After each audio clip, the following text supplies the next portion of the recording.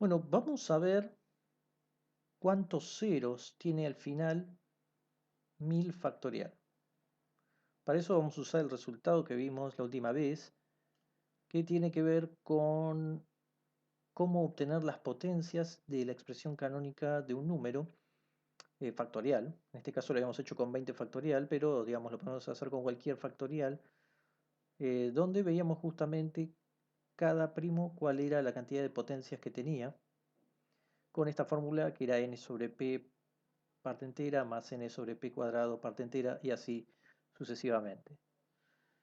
Entonces vamos a usar eso para saber cuántos ceros tiene al final 1000 factorial, es decir, eh, acá vamos a tener que buscar una forma de representar los ceros que aparecen al final. ¿Cómo lo vamos a hacer? Bueno, tiene que ver con algunos primos, justamente. ¿Con cuáles? Bueno, lo primero es, ¿qué es lo que hace aparecer ceros de forma multiplicativa si vamos a analizar los primos que tiene? En ese sentido, entonces tenemos que referirnos a multiplicar por 10. ¿No? Yo tengo cualquier número, lo multiplico por 10 y me hace aparecer un 0. Y es importante notar que es la única forma multiplicativa para hacer aparecer ceros.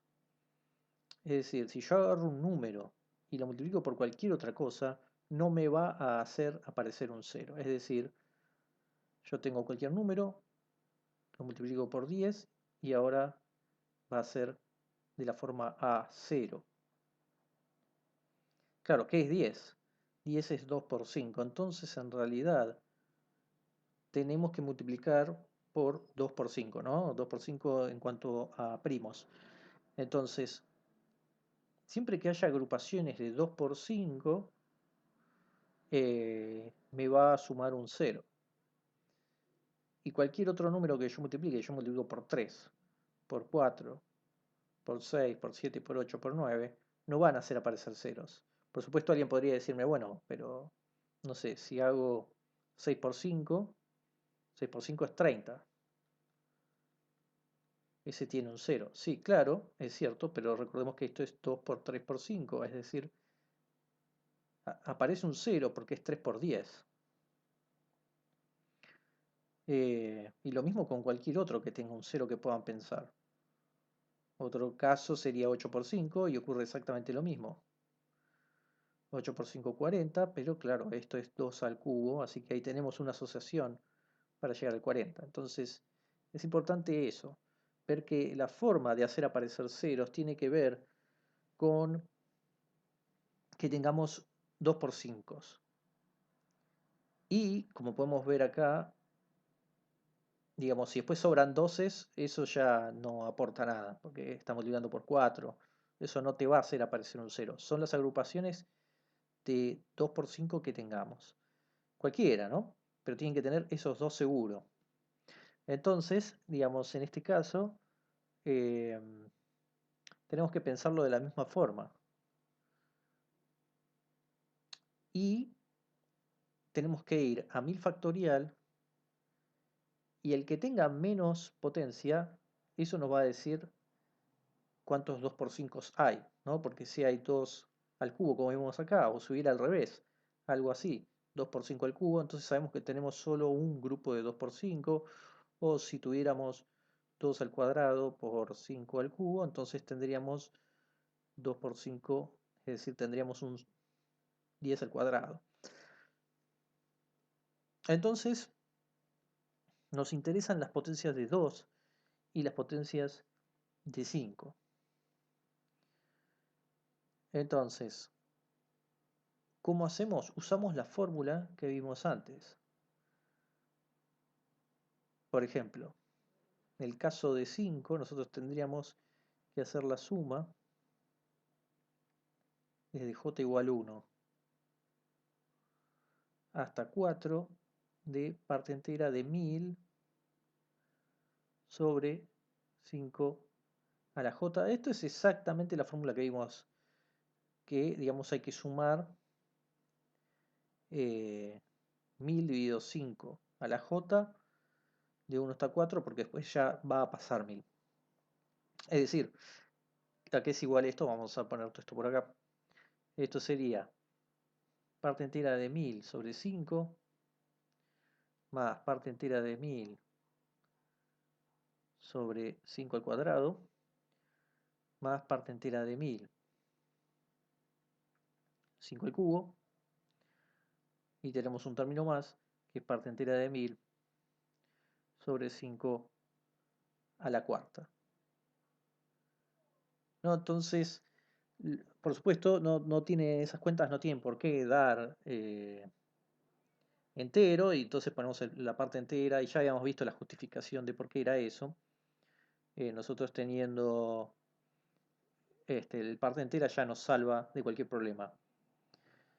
Entonces, específicamente, nosotros tenemos 1000 dividido 5, que es 200, así que ahí la parte entera no tenemos ningún problema. Después tenemos 1000 dividido 5 al cuadrado, es decir, 1000 dividido 25. Eso ya es 40. Después tenemos 1000 dividido 5 al cubo, es decir, 1000 dividido 125. Eso ya es 8. ¿No? Está dando todo, digamos, sin decimales porque justamente 5 divide a 1000 y 5 al cubo también, 5 al cuadrado y 5 al cubo. Faltaría entonces acá eh, el 5 a la cuarta. 5 a la cuarta es 6,25. Entonces tenemos que hacer 1000 dividido 6,25. Y eso sí, va a dar 1,6. Por lo tanto, nos quedamos con la parte entera, que es 1. Entonces, acá tendríamos 2,49. ¿Qué es lo que importa de esto entonces? O sea, nosotros tenemos 200 más 40 más 8 más 1, 2,49. Entonces, esto que está acá sería la potencia, es decir, esto se escribirá como 2 por alguien, 3 por alguien, justo la potencia del 5 es 2,49. Lo que tenemos que hacer ahora es hacer exactamente lo mismo para el 2. Una observación antes de eso es que justamente 5 al cubo da 3125, ya nos repasamos de 1000, así que hasta ahí es donde tenemos que hacer. Entonces, en el caso de 2, bueno, ¿qué ocurre en el caso de 2? ¿Cómo es la fórmula? Donde yo ahora voy a tener que dividir a 1000 por 2. Claramente voy a tener más 12 que 5. ¿Por qué? Porque yo voy a tener que dividir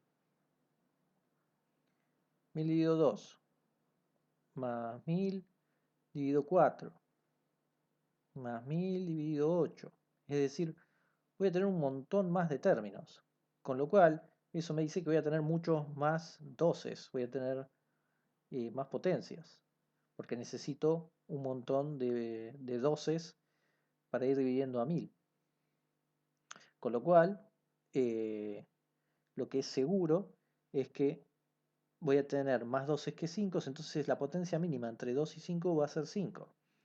¿No? Porque yo puedo multiplicar por 2 todo lo que quieras, pero para llegar a 1000 voy a necesitar un montón, porque voy a estar por 128, 256, 512 y 1024, o sea, recién ahí. Es decir, que tendría 9 potencias, ¿no? Pues tengo 4, 8, no las voy a escribir todas, ¿no? Pero, o sea, vendría 8, 16, 32, 64, 128, 256, 512 y listo. Entonces voy a tener un montón más de potencias dividiendo por todo esto. ¿No? Uno, si quieren, pueden hacer la cuenta. Van a estar un rato, pero Claramente, bueno, inclusive ya vemos que acá 2 dividido 1000 es 500, ya tengo un 500, o sea, eso ya lo pasa, ahí ya lo pasa. Con lo cual, digamos, tendré un 2 a la un montón, pero yo me voy a quedar nada más con 249 y esto significa que voy a tener un 10 a la 249. Eso significa que la cantidad de ceros que va a tener va a ser 249 ceros en la parte final, ¿no? En la parte izquierda. O sea, yo pude justificar que, eh, que 10 a la 249 divide a 1000 y por lo tanto va a tener esa cantidad de ceros a la derecha. Otro problema que pueden pensar si quieren es, supongamos que n factorial termina con 74 ceros.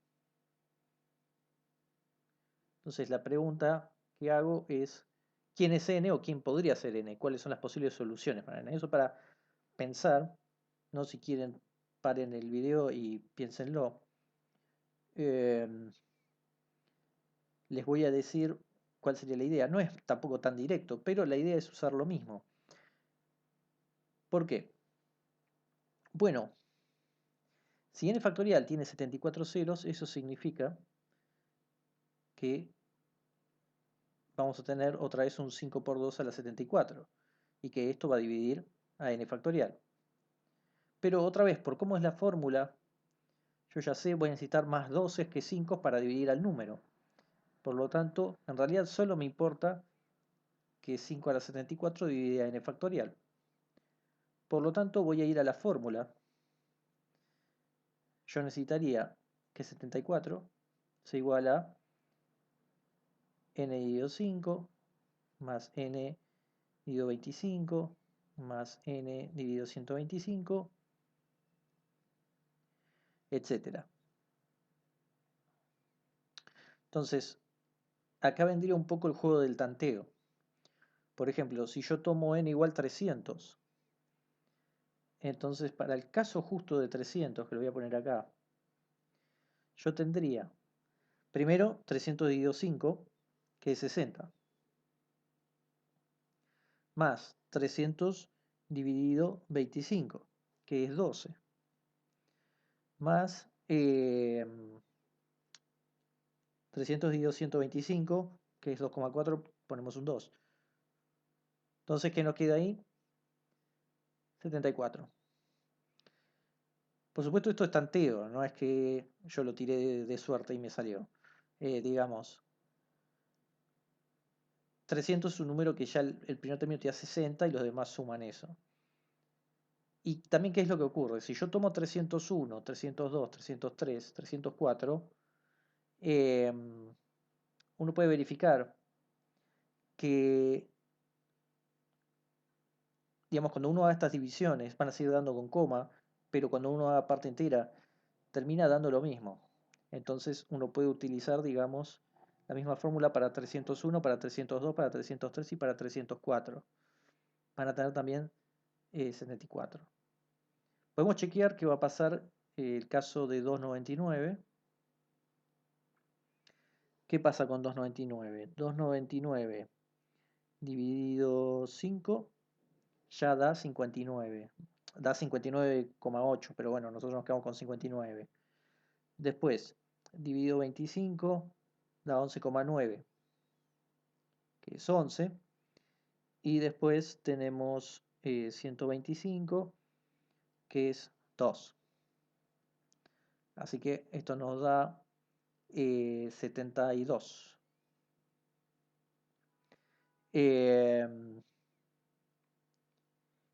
Y el caso que es, vamos a hacer el caso 304 y 305 si quieren, así tenemos los dos casos que faltarían. 304 dividido 5 es 60,8, así que esto da 60. Cuando dividimos por 25 nos da 12,16, esto es 12. Y finalmente nos queda nada más dividirlo por 125, que es 2,4, así que estos 2. Vamos a ver que da lo mismo, da 74. Y el caso 305, donde ya va a fallar, es que esto de acá ya da 61. ¿No? Podemos hacer los demás si quieren. Esto va a ser 12,2, que es 12. Y para el último, que es 125, 2,4, que es 2. Así que esto en realidad simplemente va a fallar por 1, 75. Entonces un poco de tanteo y un poco de fórmula para saber que si n factorial tiene 74 ceros, tiene que ser entre 300 y 304 en este caso. Eso es lo que nos termina dando.